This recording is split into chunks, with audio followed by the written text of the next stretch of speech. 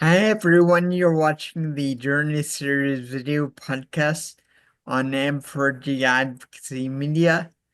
My name is Mark. I'm a brown man who's bald with a black and white beard, and I've got a blue jean shirt on, wearing my Canadian tuxedo. And I'm Crystal. Today I have on a gray and blue striped uh, hoodie, and I'm a white woman with brown hair, brown eyes, and I have on my black glasses. And today we're speaking with Iman Rimawi Duster, who is the executive director of Diversity Includes Disability. She's also a writer and a artist, and I'm sure a lot more. She's going to tell us a bit about her journey and what she's got going on. Hi, Iman. Hi, Hey y'all. thank you so much for joining us. Of This is course. exciting. Thank you for having me. I'm very excited. Awesome. Should I So, go ahead and describe yeah, myself? just Yes, go Yeah, ahead. okay. please, Awesome, y'all. as much as you're comfortable with. Yes. My name is Iman. I am a light-skinned Black and Palestinian woman. I have curly black hair that's pulled back in a ponytail with my headphones on top of it. I've got some really cool earrings my friend made with Angela Davis on them. And I'm wearing a light lavender top, and I've got lime green headphones around my neck, and then some art in the background. Yeah. Thank you. So, feel free to start wherever you feel comfortable. Sure. So I'll go into like more of the stuff that I do because I've been doing so much for so long. So I've been an organizer for 26 whole years. I began in Queens. I was born and raised in Queens, Queens, New York. And I started doing a lot of organizing around like, Black and brown rights, around youth rights, around LGBTQ plus rights, immigrant rights. And all the while I had lupus. It showed up when I was 14. And I started organizing when I was 14, which is kind of interesting that I started them both at the same time. I guess in my soul, I kind of felt like there was like injustice, and I was like, I gotta do something about it. So I been doing something about it, and I just turned 40 a few months ago. So as you can see, I've not stopped doing anything about all the things I have that are issues in the world. And I became an amputee about 11 years ago, above the emboloni. And so many things have happened with my lupus. My lupus is apparently the most aggressive rheumatologists have ever seen. And so every time I'm, speaking to God and the universe, I'm like, this is where I'm an anomaly with my health. Like this is what you did to me. Okay, you did it for a reason. Sure, I'm sure. I must gotta learn some lesson or something like that. But it's been so hard to treat, which is why I've become an amputee, and why, I've had heart attacks, I've had strokes, I've had paralysis, I've had nerve damage, I've lost pregnancies, all kinds of things have happened. And then, had the amputations because of all of that. And it hasn't stopped my organizing work. In fact, it's made it a lot stronger and a lot bolder, because I've gone through so many medical things that didn't really have to happen that way. Like, on one hand, like, I completely accept and appreciate and love my metal legs. I love being an amputee now. And also, though, it didn't have to go that far. I didn't have to have the nerve damage and the paralysis and the blood clots through my body. I didn't have to have, all the heart attacks and all the strokes. And it was because of medical racism and medical sexism that they were like, yeah, we're not going to take care of you. We're just Yeah. going to let all this run rampant in your body, and instead become famous off of your lupus. And that's one of the reasons why I don't see the old rheumatologist I was seeing before, because I heard from another rheumatologist that he's using you to get famous and talking at conferences about you around the world. Meanwhile, I'm on Social Security disability income. I'm on Medicare and Medicaid. I can barely pay my rent. I have to choose between going to doctors and getting a medication. I have to choose between paying a bill and going on a job interview or something like that. And so I feel like some doctors are really awful, especially specialists dealing with very hard to treat autoimmune disorders. And unfortunately, it took me from 18 to 32 with this guy to recognize that he was basically a trash panda and that I needed to get away from him. And I love my team now. I've been with them since 2016. It's all Black and brown women. So that shows you just how much having someone on your side, whether it's by identity or by, you know, gender identity or whatever it is, having them on your side, like I've noticed a completely shift and a complete difference Yeah. in my care and how much they actually listen to me and pay attention to me. And that counts for so much. And people wonder why I'm able to do all the things that I'm doing now. It's like, well, because I've got doctors that actually care about me now instead of just becoming famous off of my hard to treat lupus. So yeah, so I've basically just made it my life's mission as an organizer at this point to do everything from a disability justice frame of mind so that no one goes through all the stuff that I've gone through before. And I've gone through so many difficult things. And on one hand, I'm like, yeah, the universe wants me to learn, blah, blah, blah. Because I try to do things in a Zen kind of karmic way so that I get good energy coming back to me and I put good energy out there. But also medical racism and sexism and ableism in that realm is the reason for it, not just the universe wants Yeah. me to learn. And it's awful that it's still this way. And I hope one day it will get better. And I'm working towards that to get disability equity trainings in hospitals in New York City. And I'm hoping that it reverberates and goes everywhere else as well. So I know that was a giant rant of an introduction, but that's just sort of me in a nutshell and some other shells around as well. So yeah. Yeah. Yeah. No, that's very valid stuff. I had a really good friend of mine that I was really close to that certainly dealt with the same issues. And he was Spanish and dealt with the same racism and medical malpractices and a bunch of, and he in the end died and from a brain bleed. And well, it was more complicated than that, but I mean, that's what most people are gonna. Um, but you know, just throughout the year, I met him when I was 18. And throughout the years since that time, he also had SCI. I know you don't, but I think you mentioned a friend of yours did. Um, he so we had a lot of things that he had to deal with, and of course, he was paralyzed waist down, and he had a lot of pain, and he had to do a lot of procedures, you know, for the pain in his back and stuff like that.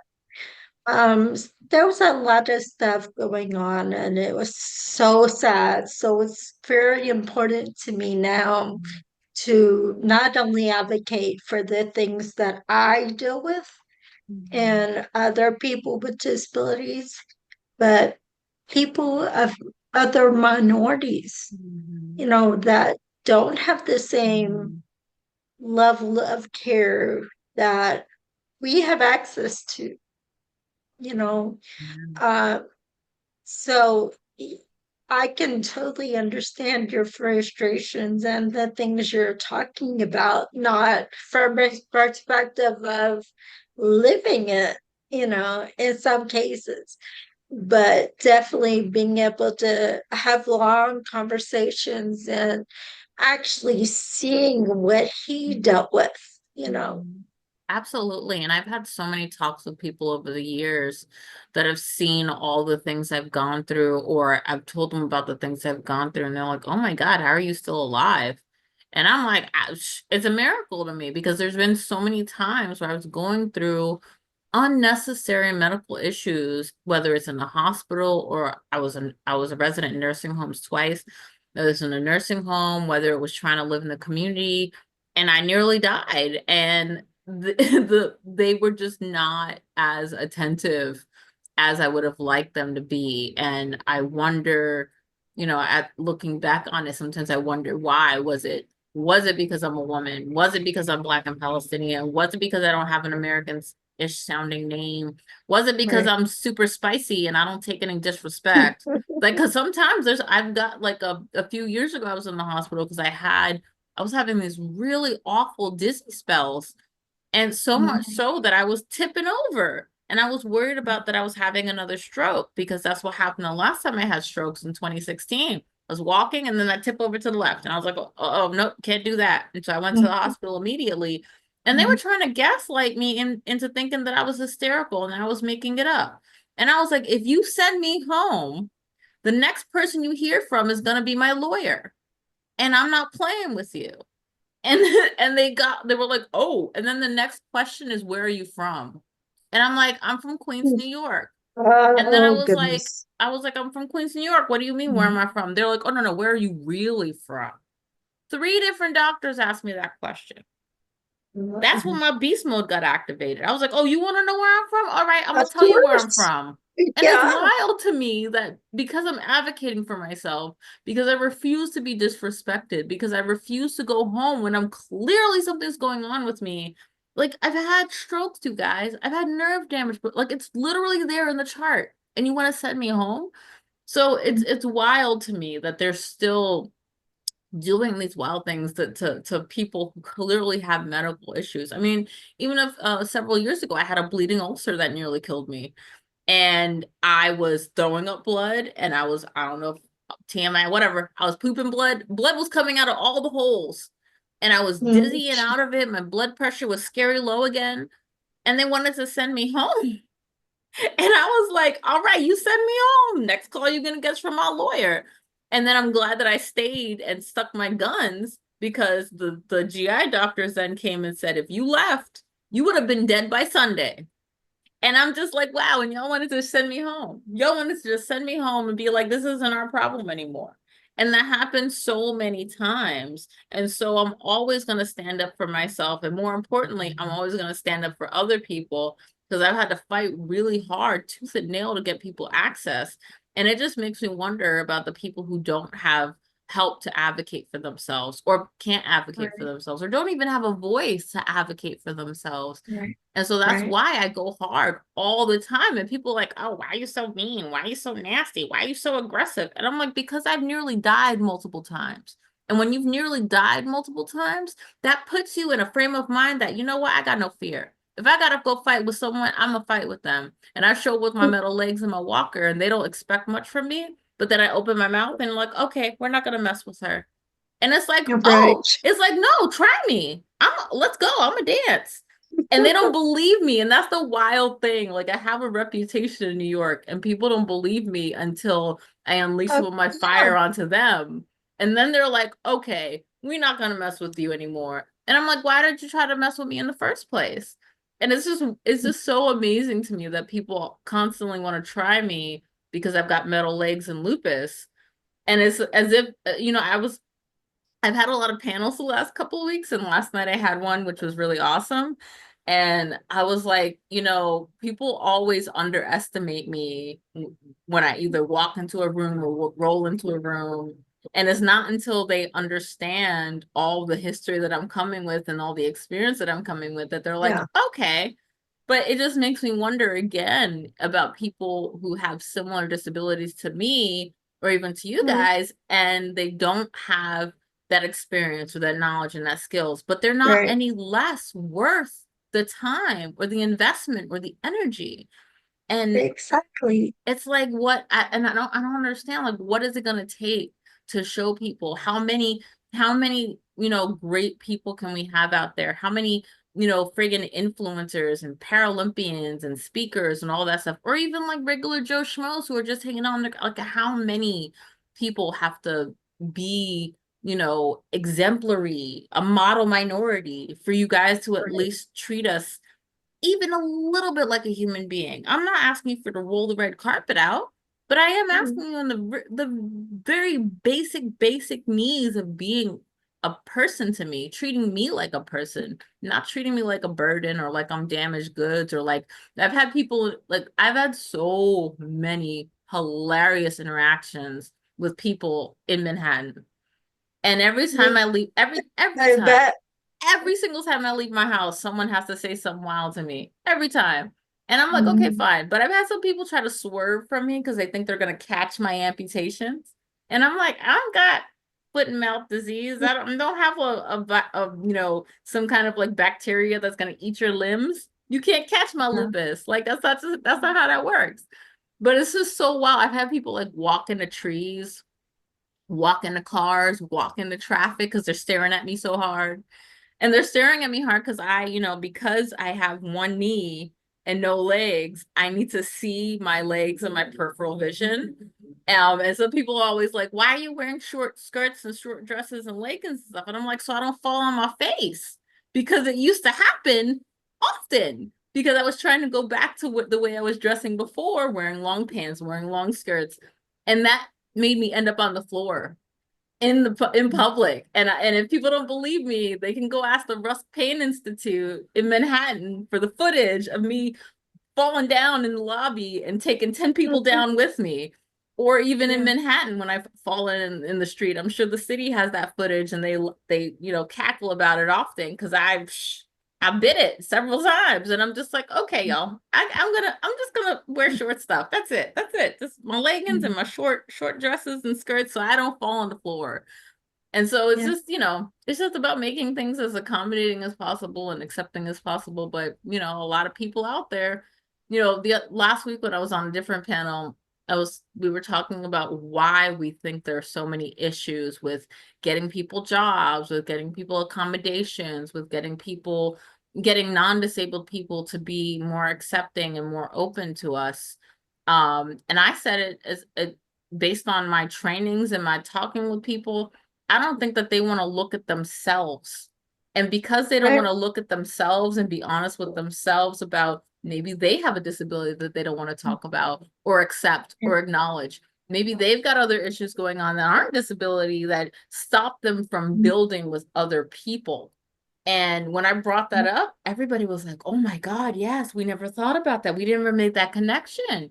And I'm like, yeah. people often don't make that connection that other people's issues then bleed over onto other people who are dealing with other things because Yeah. they won't deal with it. I can't tell you how many Right. folks don't go to therapy and need it desperately, desperately. Even if it's a free social worker for therapy, do it. Do it. I love my therapist. She's awesome. She helps me to deal with things and brainstorm things that I can't talk to anybody else about. And I feel like not enough people are even willing to go to a therapist, let alone put a mirror in front of their face and self-reflect and take accountability and own their own stuff. And that reflects on the world, absolutely reflects on the world and reflects on how we interact with each other, if we accept people, if we'll hire someone, if we'll give someone funding for something, if we'll accept someone into a school or to a, as a patient, as a thing, as everything. It all comes back to how we feel about ourselves and then how we interact with other people. And I don't think a lot of people even think about that. And I guess I think about it because my mother studied behavioral science in college, and when she went to school, I had just finished high school, and everything she learned, she then let me learn because I was so curious about what she was learning about. And in all of that, we learned about how people's own personal issues and trauma will absolutely bleed on other people if they're never It willing. does. Yeah, and if you're not willing to even address it, you're just gonna keep bleeding on everybody. And then, oh well, you know. I I love to study and really dig into like the sociology of Damn. why people do what they do Yeah. and what kind of psychological things may have happened or or still happening or whatever, you know, that put people in a place where they think they need to be egotistical and not give people equality and Mm-hmm. they think they're better than you and things like that. Mm-hmm. And especially when it comes to, like we were talking about, the race the race issue, you Mhm. know, where people have maybe thrown people under the bus, and in that process they have accumulated uh, comforts that take away other people's comforts.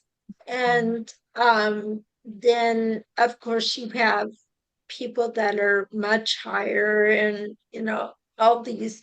So what's going on, like right now, even if we don't want to talk politically, I'm sorry, we're going to. That's okay. um you see all these corporate leaders and people in politics that are scared of losing these comforts that they've gotten comfortable with, Mhm. and they're afraid Mhm. of losing all of that, and they're fighting tooth and nail to keep it. And as sad as it is, and I'm laughing, but it's comical because you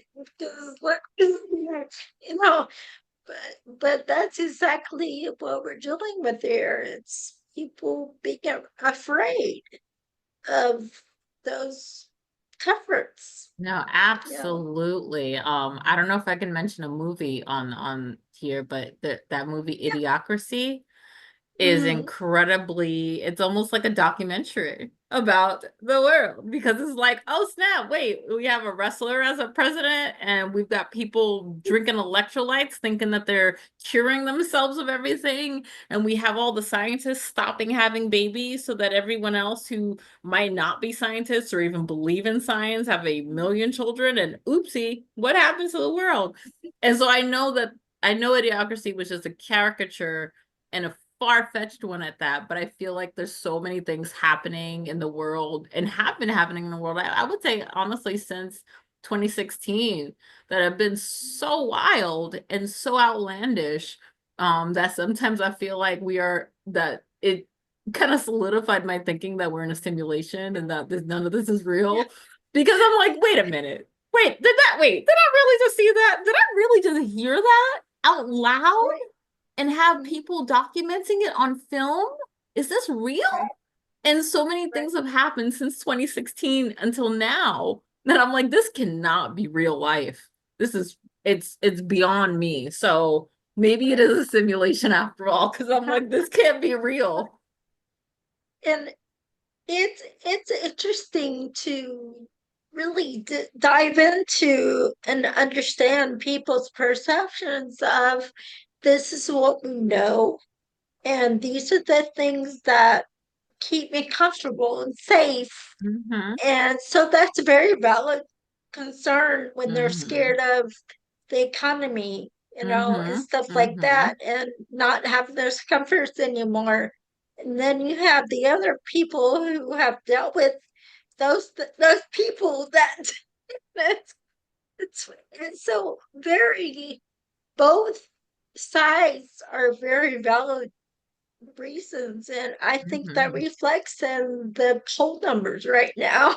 you know Mm-hmm. Mm-hmm. um where half of the world has is been on top and comfortable, and the other half are the guinea pigs.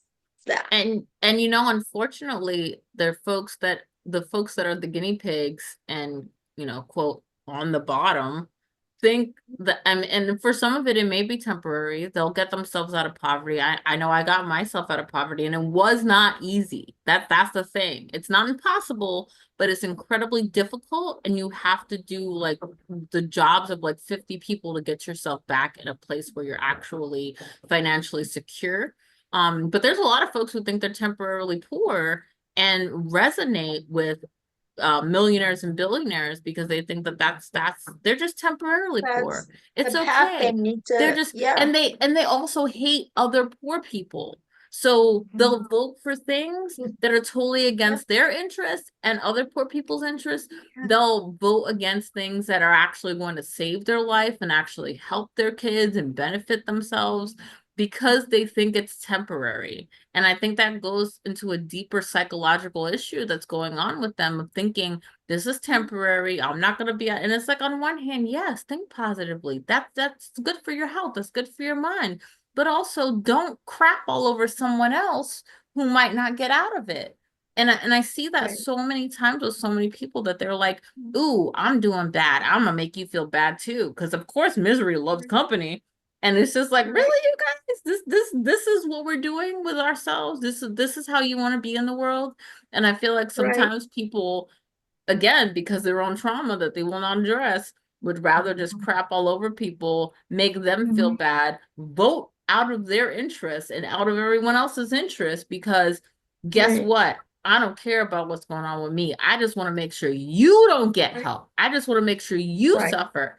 And that's unfortunately why there's still so much racism, especially with our elected officials in the United States, because so many poor white folks don't want Black and brown folks to get support and help that they need. So they're willing to go without to make sure Right. that Black and brown people also go without. And that is a wild way of Right. thinking about things. Right. And that is another, when I talk about really diving deep into sociology, understanding that concept. And that to me, oh, makes me so angry. Mhm. But, you think about also sorry, I'm using my hands a lot. Oh, shoot, I use my hands I'm all the trying time, and I'm to, always like, no, God, doesn't go, hold them down, hold them down. It's, yeah, no, I feel you. no, you were talking about in the government and politics, Mhm. they've been adamant about making sure that we're divided. Mhm. Mhm. And, Absolutely. so the psychology of what people understand and what people know is growing up and their brains are forming and the ideals and the ways they think about different cultures and different ethnic groups, um, is really sad. And you have to unlearn those things. And just like, not just with different minorities and ethnic and all that, but also like disability. You know, that was something that wasn't understood and was highly misunderstood, and what we're capable of doing and things Mhm. like that, and Mhm. the division and the lies that were told and the things that were, yeah, so there's a lot of things that need to be unlearned, and we've got to be patient Mhm. with making sure people, can come to those conclusions that, as you said, talk to people, get help, and try to understand where that comes from.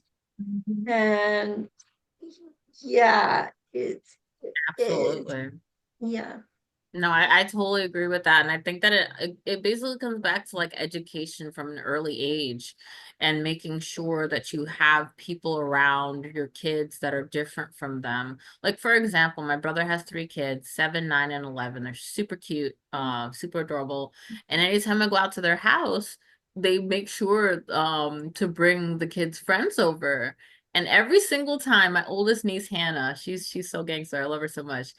She's always like, this is my auntie, and you're going to be respectful to her. Yes, she has metal legs. Yes, she has lupus, but you're going to respect her. And I'm just like, Hannah, banana Fontana. Oh my God. And she's so hilarious and cute. And I just remember when she got here as a little baby and she was so cute and cuddly. And now she's like this is the best disability advocate. And she's going to be 12 next month. And I'm just like, girl, you make me so proud. Like, so, so proud. And I didn't ask her to do that. I didn't ask her to do that. I didn't prompt her to do that. I was just over there one day and she's just doing it. And then she did it again and did it again. And I'm just like, whoa, Auntie has had some awesome effects on Hannah. Wow. Yeah, it is so amazing, the younger Mm-hmm. generations Mm-hmm. and how receptive they are. And, that of course they're learning different things about that we're not instilled in Mm-hmm. people from Mm-hmm. that are older. And so they're a lot more, they understand adoption Oh, and being able to totally. be, yeah, And it's my amazing. second niece she is every time I see her, she wants to see exactly how my prosthetics work. And I'm like, ooh, do we have a little prosthetist on our hands? Like every single time. And I'm just like, okay, here, I just take it off. I'm like, here you go. Go look at it, discover it. And I just So love that kind cute. of curiosity. But not just curiosity just in general, but curiosity about Auntie's disability and how it's affecting her life and how I, as her niece, can make her life better, but also help her figure some things out. And I think that is so beautiful because I never had those conversations with them, but they're just following my lead, which makes me feel like, oh snap, I'm actually teaching these youngins how to do some really great things. Like I didn't even realize that I was teaching them just by being myself around them. Right. But I love that so much that they're so open to it, Yeah. and I didn't have to I didn't there was no finger wagging with them. I didn't have to go be like, oh, don't they're so on it, and they're young, Mhm. so I know that's gonna stay with them for their whole life. And I'm Mhm. so happy that I was able to do that for them, so that now if they encounter anyone that is similar to Auntie, they're Yeah. gonna be incredible advocates for them as well. And I'm so happy that I was able to And impress that. accepting. Yeah. Yeah. I love that so much. I'm like, that's so cool. Okay. Yeah. I love that. Mhm. Mark, you're being really quiet. Do you Sorry, have I'm my natural state is to sit around and well, I've not in my old age I've not been so good at listening all the time, but my natural state when I was younger was always to listen and then formulate my thoughts. But observed? Yeah. yeah, but I was going to point out that, um like you were talking Iman before about people in certain positions of power and whatever just not having dealt with their own stuff and bleeding all over other people. Mhm. And both of you talked about the psychological underpinnings of where that comes from. And then you were just talking about your niece and you know not and this is not certainly lots of kids today are seemingly very open and very inclusive naturally, Mhm. but and I think we all are naturally, but Mhm. historically it's been more beaten out of us, either physically or emotionally or mentally, whatever, right? Mhm. And we've been taken out of that mindset, right? And say you take and thankfully your niece has had some good influences like yourself and obviously your parents who have given her healthy coping mechanisms so whenever she becomes uncomfortable she knows what to do, right? Mhm. Mhm. Whereas some people who are in power um may maybe when they're growing up, they grow up in a situation of poverty and they felt in their core afraid of that and their environment or the people around them didn't enable them to have the coping mechanisms to deal with that. So Mhm. they grew up chasing not being poor and squashing anything that looks like poverty Mhm. so that they can get away from that fear, Mhm. right? And I Yeah. just found that really interesting. No, absolutely. I have met so many other Black and brown folks who hate other Black and brown folks and make it very clear that they hate particular kinds meaning poor Black and brown folks. And I've had those conversations with folks, and I'm like, what are you, what? And they'll go on these incredible tangents about how we're in our own way, and if we did things this way and we did things that way, never looking at the systemic oppressions that are still very much in place, that very much Yeah. keep people locked in the Right. boxes of the poverty that they're in, or the exclusion that's happening to them. They never look at that. They're like, oh, there's no systemic anything. And I'm like, what? Are you serious? Are we looking at the Uh, same world? Are we reading the same newspapers? Are we actually like paying attention to the same things? And I think sometimes they're not. Sometimes they're very, very, very focused on other news things that shall not be named. And they like that kind of entertainment that is not news because they like the, you know, the glamorization. It's just like, really, that's what you're paying attention? Okay. Yeah. You go pay attention to that. You go right ahead. Or people who love YouTube University. That's what I call it affectionately, YouTube University, because that's where they get their news and their information from. Mhm. And I love YouTube. I listen to a lot of music. I watch my meditating videos on YouTube, but I do not go on YouTube for actual news, y'all. Like there are so many other news sources that you can get that are legit, that are not YouTube. Go find those. You know, and people just get so, and again, they get stuck in a cycle, in a trauma cycle with their own stuff. And I think that there's some people who have really high positions that only have work to focus on. They don't have anything else going on in their life. They don't have a great relationship with their family, don't have many friends. And so their work becomes their whole world. And when your work becomes your whole world, suddenly you want to become a little dictator. And I've seen that happen so many times. And we know what happens with dictators. Suddenly they want to do some real wild stuff to people that aren't necessarily legal. And then you have a whole issue. And unfortunately, there's a lot of people in these leadership roles that are very much like that. And I don't know why that kind of position attracts those kinds of leaders. I guess it's because there is power. And it is the power that they can lord over everyone else. And they like doing that because they feel so powerless with everything else in their life. So the one thing that they have their power with, they're going to hold on for dear life and make everyone's lives miserable, which is awful. Right. It's another piece of that is, and people don't even realize that, as I was talking about, like the things that we're taught and the things that are over and over again repetitively taught to us, you know, from our parents and from the members around us, from our churches, from whatever situation, um, that's going to embed in your psyche.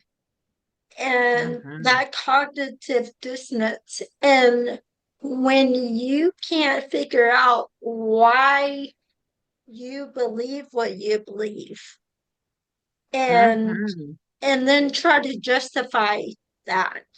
No, absolutely. And you know, with my, because I come from two very disenfranchised groups of folks, in this life, I'm very much trying to break that generational trauma.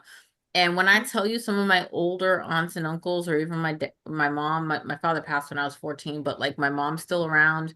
When I tell you that they are so anti that, they're so, because they're holding on to the trauma that they've had their whole lives, and that's all Yeah, they know, and that's all they want to deal with. And I'm just like, but wait a minute, there's so much more that we can be there's so doing, much more. and Yeah. more, that so that we don't pass it on to I call my nieces and nephews my little babies because they're so cute. And so I'm like, we don't want to pass that on to the little babies. We don't want them to deal with the same stuff. We don't want them in therapy at 40 dealing with things from 30 something years ago because they never had the space to ever do that. We don't want them to have to deal with Right. that. So we want to make sure that we're setting them up now to succeed, so that later on in their life, they don't have things coming back up from their childhood that keep them completely immobilized. And I don't think that that folks understand that that kind of generational trauma can just be embedded in your head and in your DNA forever, and it takes forever to get rid of it. It's Right. Yeah. it's really hard for generations to give that to the future generations Mm-hmm. if they haven't had that for themselves. Yeah, no, It absolutely. it takes Yeah. real determination to weed those things Yeah. out. Yeah. You have to be Mhm. intentional. You have to do it on purpose. You have to actually make a plan to do it. And, that's one of the things that I do constantly. Like, people always like, oh, man, why are you so like chill? Why are you so like, you seem so zen and so like all together? I'm like, that's because I work on myself every day. I'm always watching self-help stuff. I'm always doing meditation. I do meditation and yoga, and I've been doing that since I was 18. And it helps my mental health so much. But more importantly, I hold myself personally accountable. I'm never gonna tell someone to go look in the mirror if I'm not willing to look in the mirror myself. I'm not never gonna tell anyone to make sure that they hold themselves accountable to themselves if I'm not willing to do that myself. And so I do that myself. And my husband and I also do that together so that we can hold each other accountable, not only to ourselves in our marriage and to ourselves as friends, but also individually as people in the world. And I feel like so many people just don't have and I don't think I think some people don't have the tools. I think if some people actually had the tools to do it, they would. But I think some people either don't have an interest or they don't have the tools, and they're so immobilized and have been for however many years that it's just never going to happen. And I know that's what I want for everyone, whether you have a disability or not. I want everyone to come to a place with their mental health where they not only love themselves, but treat themselves well so that they're not just surviving, but that they're thriving and not continually bleeding their trauma all over onto everyone else. And again, you have to be intentional about it. You have to really think Right. about it in the front of your mind and actually do it, because Right. sometimes it's hard. Yeah, I really admire somebody who grew up a certain way, and as you were talking about holding on to that trauma, holding on to those things, that becomes part of your psyche, and Mhm. that's who you become. Mhm. That's what makes you, the conversation a lot of times talking with people like that becomes, well, this is what I dealt with, and this is what, and it sometimes that can become the same story over and over again Mhm. because that's their identity, they think. And so I really admire when people can admit and uh, understand that that's not healthy. And when they can go to someone, talk to someone, and understand why they do that Mhm. and how it affects everyone else they're around. You know, Mhm. Yeah, no, and it that's takes, yeah. No, it sorry, go takes ahead. a lot of, yeah, it's amazing when that happens. No, and yeah, it takes a lot of just being intentional, but also continually work, because you'll take 2 steps forward and like 10 steps back with all this stuff. And that's been my experience with a lot of the things that I'm doing to Yeah, work on myself and not bleed all over everyone. Because it's like, oh yeah. snap, I had a really bad day. Oh snap, I had a really And, stressful day. I'm feeling really and that's low. okay, And that's okay. We're human, yeah. Nothing, and I think that's one of the things, especially about like public figures and like people who are out there doing advocacy work. I feel like sometimes people in the community want us to like always be professional, be on, being intentional about it, be doing it on purpose, having a plan. And even if it's like every day I have a reminder on my phone to meditate in the morning and at night, and I remember it, but sometimes I will forget it. But having that in my phone is a reminder that I did it or I didn't do it. Or, being kind to myself. I have a list every night on my calendar to write down 5 things that I'm grateful for every single day. And I feel like that puts me in a place where I've got gratitude, even on hard days, even when I'm feeling awful, even when my lupus is kicking my butt and I'm just like, oof, I don't want to be grateful. I'm grateful for nothing. And then I'm like, oh, wait, no, wait a minute. I do have things to be grateful for. I do have things that do make me feel joy, that do make me feel happy. And as long as we remind ourselves of that and put ourselves back in that place, that helps us to bleed our trauma less onto people, and puts us in the mindset of being intentional about our mental health and about our care and about our quality. And look, I understand, as someone who's had a chronic illness for 26 whole years and had so many ups and downs and a lot, a lot of heavy downs. Like, I know it's difficult, but it's necessary, because if you can't deal with, working on your self-love and how you see yourself in the mirror, it's incredibly difficult to interact with other people or even to be nice to other people. If you hate yourself, you are real awful to other people. And Right. I don't think people understand that, like, you are reflecting how you feel about you onto everyone else. And that's making you show up to be not a great person. I'm working on my potty mouth, so I'm trying not to cuss. So yeah, you're not a nice person.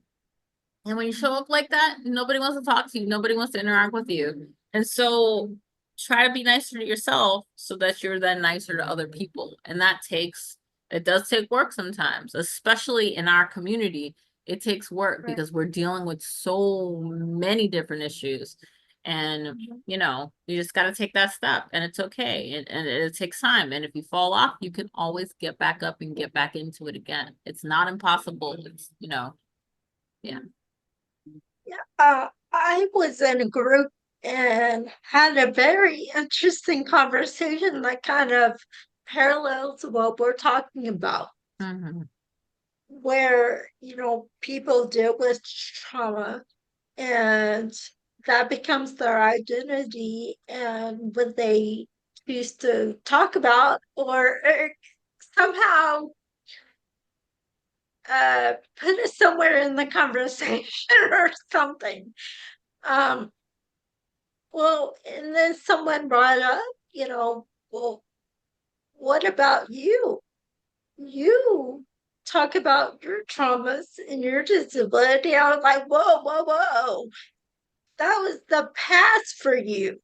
This is something I deal with on a daily basis. Mm-hmm. They're not the same. So Mm, mm, I don't want somebody with a disability to think that they need to stop talking about their experiences and mm-hmm. but we're talking specifically about someone holding on to their trauma and Mm-hmm. not being able to get away from it.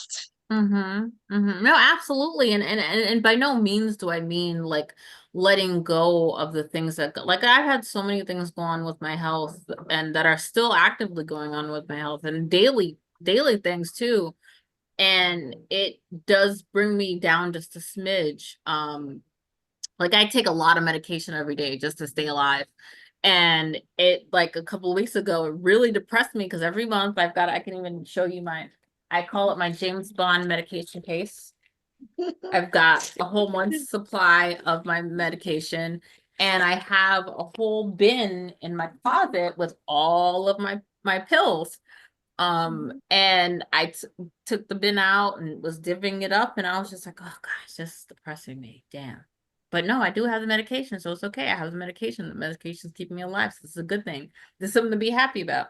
And it took me a while to get there about it. So it's absolutely possible to not let the trauma of having to do these things affect you and then bleed on over to everyone, while also talking about and dealing with your disability and your active chronic illness and whatever else. And so, and I feel like also, like, especially with the kind of work that we're doing, we talk about it a lot, a lot. And I feel like it's therapeutic.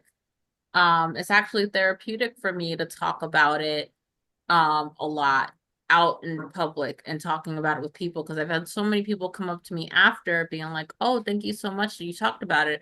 I deal with this. I have this going on. You gave me courage to be honest with my workplace. You gave me courage to be honest with my family. And so it doesn't feel traumatic for me anymore to talk about it. It doesn't feel traumatic for me to have to relive all those things. So every time I talk about it, I go back into that frame of mind. Like last night I was talking about when I was in nursing homes, and I was just like, oh gosh, that was such a traumatic time for me. But now I get strength from talking about that traumatic time. So I feel like it's just a balance of how you do it and not getting stuck in the dark, not getting stuck in that frame of mind, not getting stuck in the past, but being very conscious that we are in the here and now and we are in the present moment, and being very present in this present moment rather than getting taken back to years ago in the trauma, or even being brought back into the physical trauma of the things that I'm dealing with here and now. Like it's a real delicate balance. And again, it takes being intentional and doing it on purpose. You got to be very Right. conscious of what's going on with you, and your mental health. Right. Yeah. Anything else? No, I don't think so. Uh, Not at the moment. I know I've been talking a lot. I just so, so any projects and stuff you're working on? Oh gosh, yeah. So I in addition to being a painter and a photographer, I'm also a spoken word artist and a singer. And I have been doing that stuff since I was 11.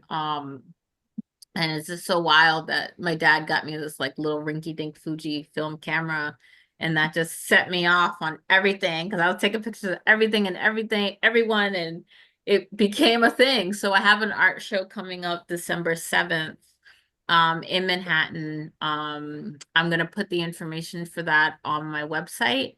And the website is diversityincludesdisability.org. And you can find all the information on past and upcoming events that I'm coordinating. This is an organization that works with people with autoimmune disorders and chronic illnesses, and they're showcasing artists with chronic illnesses and autoimmune disorders. So that's super cool. And then I have monthly open mics that I do every month in Brooklyn, called Cripples and Quipples.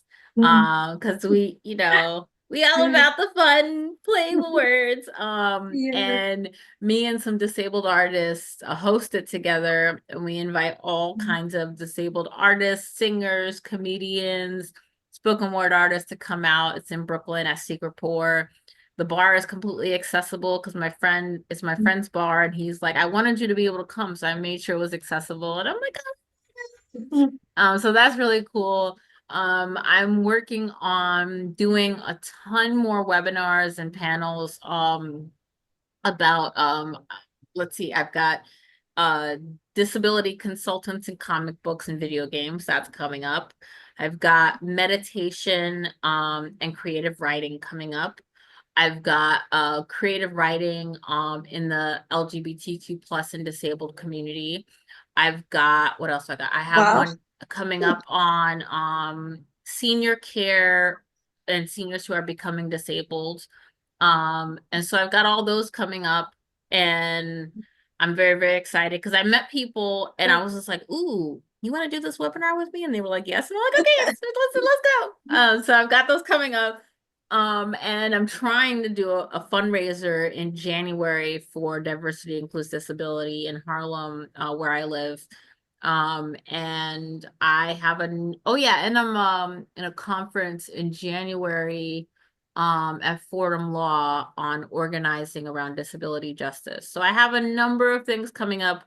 Everything's going to be on the website. And if folks ever want to hit me up, I'm on LinkedIn, I'm on Instagram. And also my website has my email and my contact information. And I'm always open to talk to people. I mean, granted, I do have a lot of medical, and some people have not been nice. There's a huge, and we could do a million-hour long podcast Oh on it, gosh, yes. between the differences between like folks with disabilities who don't have chronic illnesses, and then folks with disabilities who do have chronic illnesses, and how the folks without them are not nice to those of us with the chronic illnesses. It's not everybody, but it's a lot of people. And I've been having a lot of medical stuff going on this year. I had chemo earlier in the year. I've got to restart some more chemo in November. And it's the low grade kind. So I get to keep my hair, but I deal with all the other side effects. So all the stomach issues, all the nausea, all the, oh Lord. And people have not been great. Yeah. And y'all know I had surgery a couple weeks ago and my recovery has been so rough. And there are people that have been so nasty about me not responding right away. And I'm like, you guys, you gonna flip around the ableism and do lateral ableism on me when I'm dealing with some stuff? Right, Like, you're lucky that I right, responded at all. And right. and Is you want me that, to help you for free, yeah, and you're barking right, up my tree trying to get me. And no, thank you. I'm not interested. But if you want to reach out, please reach out, and please, please, please be patient with me. I have so many things right. going on with my health and my personal life and my professional life, because I still do have my day job and my new organization, and I'm trying to Yeah. do all of it and not break any more wheels off, because I already have no legs and one knee, and I don't want to break anything else off. So I'm trying Right. to, yeah. So be Yeah, patient. Thank you. with people like that, you definitely figure out really fast who you want to work with in the Oh gosh, future yes. and who you want to give your time to, you know. Absolutely. And I mean, LinkedIn is wonderful and amazing, but oh boy, I get some messages on there sometimes, and I'm just like, who are you talking to like that? It can't be me. Yes. It can't be me that you coming out the woodwork. I've never talked to you at all. And suddenly you have a laundry list of things that you want to ask me for. And then when I respond and say, actually, I usually charge people for this kind of consulting, and then you get nasty with me. Like, don't do that. Don't do that. That's not cool. You wouldn't want someone to come into your inbox saying these wild things to you. So don't do it to me. But I feel like honestly, when it comes to, especially with women, and then you add some more marginalization on there, people are nasty to you. They don't even understand consent. They don't understand, especially when you're a disabled woman, they really don't understand consent. They're like, oh no, you don't have anything else to do. I'm your priority. And it's like, no, babe, you're not. You're not even close to the priority. How are you assigning all this importance to yourself when I don't know you from Adam, and you want to come out and be like, yeah, no, you got to give me your time. No, I don't got to give you anything. All I got to do is stay black and Yeah. die. That's it. I don't got to give you anything. And if you want to come in my face looking for things, you might want to restart and try again from a respectful Let's place. rewind. You know what I mean? It's people are hilarious. And sometimes I just gotta look at it and laugh. And sometimes I'm reading my phone and I'm laughing. And my husband's like, "What's so funny?" I'm like, come take a look at this?" And he's like, "Whoa." Yeah. And I'm like, "Yeah, that's my life. Either in real Yeah. life outside or on the internet." And people Yeah. just say and ask all kinds of really strange things all the time. But hey, if people want to reach out to me, please do. Go ahead. If you have a sassy response, if you have a sassy email to me, I'm gonna be sassy right back. Don't you worry. I match energy. That's it. Although I'm trying not to match energy so much these days, because I'm like, no, let me be nice. They don't know. But sometimes they do know, and that's the thing, so reach out. I'm cool to Yeah. hang out with. I'm cool to talk to. Reach out to me, y'all. Yes. I'd be so excited to finally get a hold of you and I and know, when we gosh. did the when we did the pre-discussion and then afterwards we were trying to set up the recording and then you had this issue, Yeah. and then but as I've dealt with, with what you were just talking about, and how I want to be treated and how I need to be relatable and being able to coordinate and communicate with somebody, Mm-hmm. with the understanding of the chronic illnesses and the disability you deal with, you know, having those in mind. But when they don't have that lived experience, that's what you were talking about. You do Mm-hmm. that ego and Absolutely. And some people don't really and truly don't respect other people's time. And they really think that, oh, you're not you have a disability. So obviously you're sitting around eating bonbons watching TV all day. No, I'm not doing that at all. Why would you think that I'm doing that? And why would you think that all my time is reserved for you? That's a very inflated sense of importance in my life. And it's like, no, no, no, no, no, no. I need to, you need to have a reality check. And guess what? I will be your reality check. And I know some people are like, why? I'm like, because you need someone to tell you just the way it is. That's it. Sorry. If I gotta be Exactly, that guy, I gotta be that exactly. guy. Oh Mhm, well. exactly. So we really appreciate that you took, even though all these weird, difficult things were going on with you, that you took the time to do this recording with us. Of course. Thank you so much for asking me. When y'all reached out, I was like, "Ooh, yeah." When I watched the other episodes, I was like, "Ooh, I'm so excited." So I thank you know. so much for understanding all the shenanigans that have been going on with my body and being patient with me and being so kind and caring towards my work. Like I really and truly appreciate that. Y'all are so awesome. Thanks for joining Thank us, you. man. Of course. Thank you. Bye now. Bye. Hey everyone, thanks for watching. Be sure to encourage, educate, and empower someone today. Bye. Bye.